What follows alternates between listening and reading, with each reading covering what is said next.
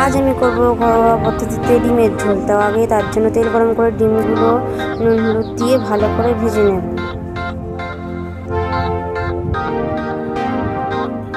ডিমগুলো আমার এখন ভাজা হয়ে গেছে, এবার আমি ডিমগুলো তুলে নেব।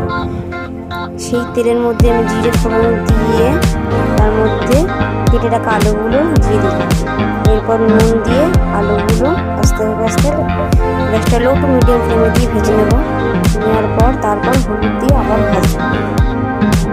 তো আলুগুলো আমার ভাজা হয়ে গেছে। এরপর এই বাটা মশলাটা আমি দিয়ে দেবো। এর মধ্যে আদা, জিরে, লঙ্কা, পেঁয়াজ, রসুন সব রয়েছে একসাথে। এবার আমি বাটি ধোয়া জল দিয়ে আলুগুলোকে ভালোভাবে কষিয়ে নেব। আলু কষানো আমার হয়ে গেছে। এবার আমি এর মধ্যে গরম জল দিয়ে দেবো। গরম জল দিলে তার টেস্টটা খুব ভালো হয়। আমি ভালোভাবে নাড়া দিয়ে নিলাম। দেখুন ঝোল ফুটে এসছে। এরপর আমি ভেজে রাখা ডিমগুলো ঝোলের মধ্যে দিয়ে দেবো। দিয়ে তরকারিটা ফুটতে দেবো। আলুগুলো যাতে সেদ্ধ হয়ে যায়। আলু সেদ্ধ হয়ে গেছে, আমার তরকারি রেডি। ব্যাস, এবার আমি নামিয়ে নিলাম।